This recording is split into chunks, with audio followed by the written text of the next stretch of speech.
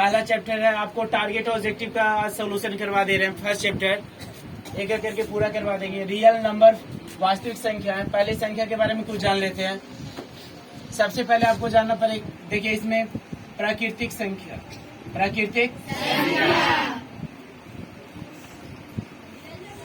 संख्या किसे कहते हैं?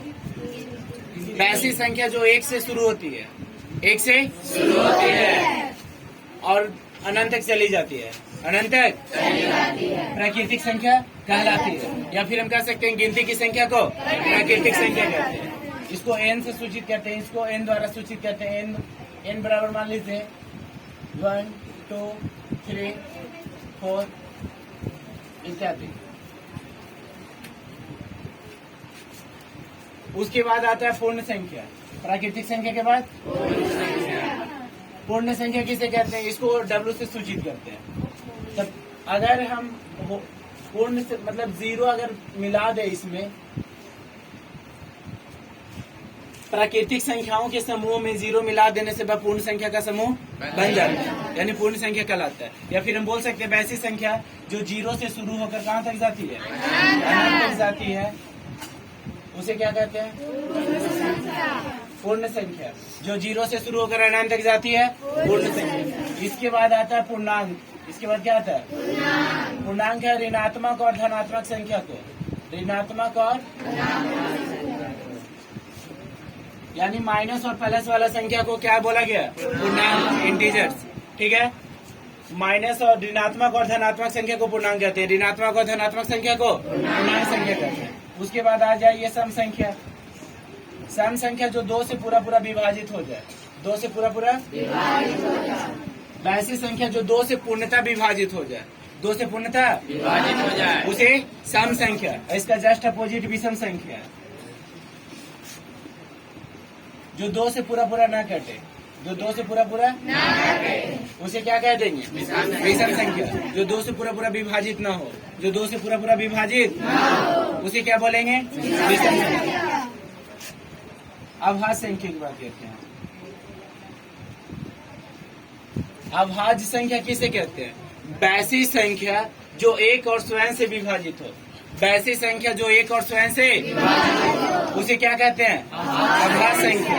वैसी संख्या जो एक और स्वयं से विभाजित हो, जैसे 2 3 5 7 11 13 इत्यादि। सबसे छोटी अभाज्य संख्या 2 और सम अभाज्य संख्या भी कौन है? 2। यही एक ऐसा संख्या जो है अभाज्य में जो सम भी है। बाकी जितने भी अभाज्य संख्या टोटल क्या है? विषम है। टोटल क्या है? तो सम अभाज्य संख्या किसे बोलेंगे? 2 को। ठीक है, सम अभाज्य संख्या किसको बोलेंगे? 2 को। बाकी जितने भी अभाज्य संख्या है वो क्या है? विषम है। बाकी जितने भी अभाज्य संख्या क्या है? विषम है। भाज्य संख्या की बात करते हैं। भाज्य संख्या किसे कहते हैं? वैसी संख्या जो एक और स्वयं के अलावे, वैसी संख्या जो एक और स्वयं के अलावे किसी अन्य संख्या से भी विभाजित हो, किसी अन्य संख्या से भी विभाजित हो, क्या कहलाता है? भाज्य संख्या। वैसी संख्या जो एक और स्वयं के अलावे किसी अन्य संख्या से भी विभाजित हो, भाज्य संख्या कहलाता है। जैसे 4 6 8 9 10 12 14 15 इत्यादि। क्या कहला जाएगा? भाज्य संख्या। 4 6 8 9 10 12 14 15 इत्यादि। और सबसे छोटी भाज्य संख्या कितना है? 4। यहाँ पे देखिए सबके बारे में जान लेते हैं। सबसे छोटी प्राकृतिक संख्या 1, सबसे छोटी पूर्ण संख्या 0। ठीक है, इसमें तो पता ही नहीं है।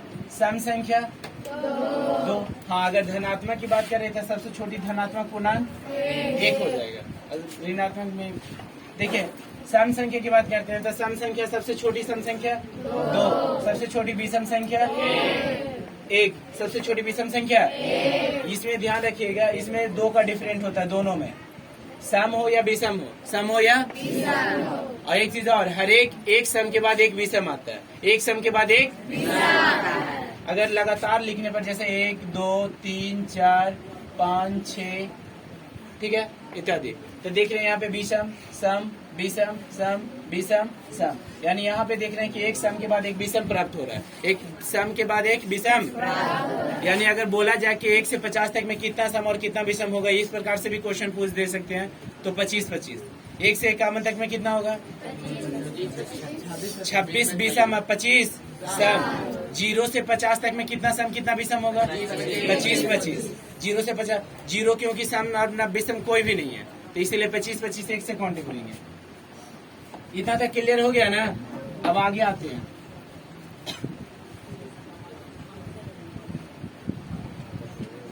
देखिए अब आपका जो मोस्ट इम्पोर्टेंट है परिमेय संख्या, इसको बेहद समझना जरूरी है। परिमेय संख्या किसे कहते हैं? ठीक है, तो जिसको हम P बटा Q के रूप में लिख सकते हैं, जिसको हम P बटा Q के रूप में लिख सकते हैं, परिमेय संख्या कहलाता है। तथा Q नॉट इक्वल टू 0, तथा Q not equal to 0। P और Q पूर्णांक हो, P और Q क्या हो?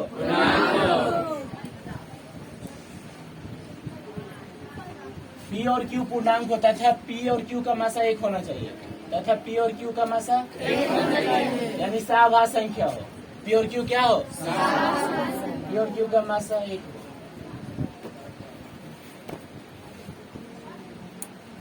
मासा 1 हो। इतना रूल्स अगर फॉलो करेगा तो परिमेय संख्या बनना नहीं है। ये नहीं कि खाली P बटा Q के रूप में होना चाहिए। Q नॉट इक्वल टू 0, अब जैसे 1/0 परिमेय संख्या नहीं है, परिमेय संख्या ठीक है। Q कभी भी जो हर है वो 0 के बराबर नहीं होना चाहिए, 0 के बराबर नहीं होना चाहिए। P और Q पूर्णांक होना चाहिए, P और Q क्या होना चाहिए? तथा P तथा Q का मासा 1 हो, P और Q का मासा 1 हो। अब जैसे यहाँ पे 2/4 अभी ये परिमेय संख्या के रूप में नहीं है, अभी ये परिमेय नहीं है। हाँ, इसको जो सबसे छोटा रूप मान लीजिए, देखिए अभी कट कर लेंगे तो कितना आ जाएगा? 1/2, 1/2। अतः यह परिमेय संख्या है, अतः यह परिमेय संख्या क्योंकि 1 और 2 का मासा अगर करेंगे तो कितना आ जाएगा? 1। इसका मासा देखिए कितना आ गया? 1। P और Q का मासा कितना होना चाहिए? 1। अतः यह परिमेय संख्या है। अपोजिट इसका जस्ट मान लीजिए।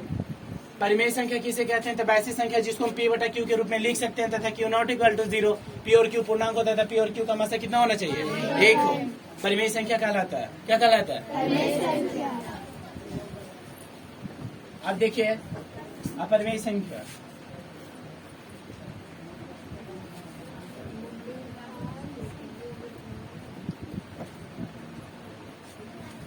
अपरिमेय संख्या किसे कहेंगे?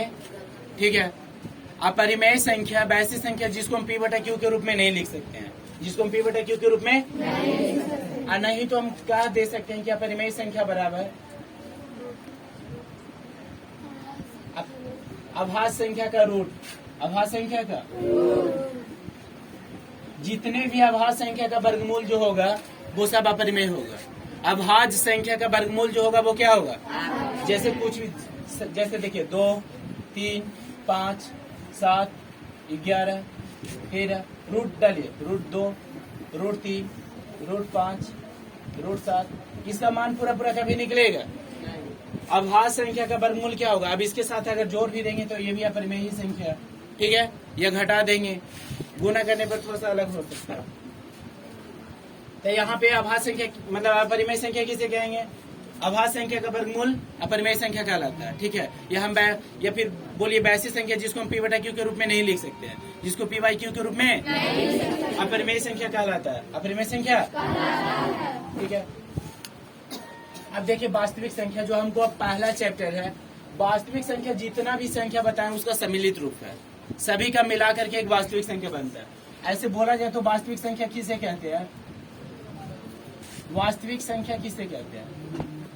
परिमेय और अपरिमेय संख्या के सम्मिलित रूप को परिमेय और अपरिमेय संख्या के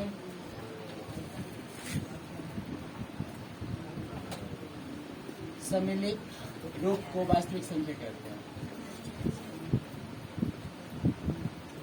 वास्तविक संख्या कहते हैं। इसमें दोनों आ जाता है, परिमेय भी और अपरिमेय भी, दोनों के सम्मिलित रूप को क्या बोला जाता है? वास्तविक संख्या। परिमेय और अपरिमेय संख्या के सम्मिलित रूप को वास्तविक संख्या कहते हैं। परिमेय और अपरिमेय संख्या के सम्मिलित रूप को वास्तविक संख्या कहते हैं। अब आइए चैप्टर से स्टार्ट करते हैं। क्वेश्चन नंबर 1 इतना बेसिक था जो कुछ बता दिए। अब आइए चैप्टर फर्स्ट का क्वेश्चन नंबर 1। क्वेश्चन नंबर 1 क्या कह रहा है, ध्यान से देखिएगा। कहता है सहभाज्य संख्याओं का मासा होता है। पहले सहभाज्य के बारे में बता देते हैं। सहभाज्य संख्या किसे कहते हैं? जिसका मासा 1 हो। जिसका मासा 1 हो। जैसे मान लीजिए 2, 3, 5, 7, ठीक है, 7, 11, जितने भी अभाज्य संख्या भी और होंगे, जुड़वा भाज्य संख्या भी कहलाता है। सहभाज्य संख्या का मासा 1, जिसका मासा 1 हो सहभाज्य संख्या कहलाता है। जिसका मासा 1 हो क्या कहलाता है? सहभाज्य संख्या। तो आप में क्वेश्चन 1 यही बोला है कि सहभाज्य संख्याओं का मासा होता है। कितना होता है जी बताइए? सहभाज्य संख्याओं का मासा होता है। सहभाज्य संख्याओं का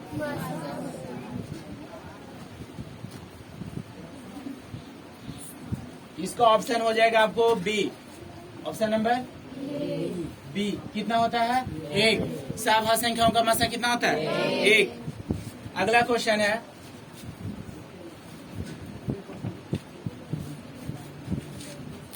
क्वेश्चन नंबर 2 है।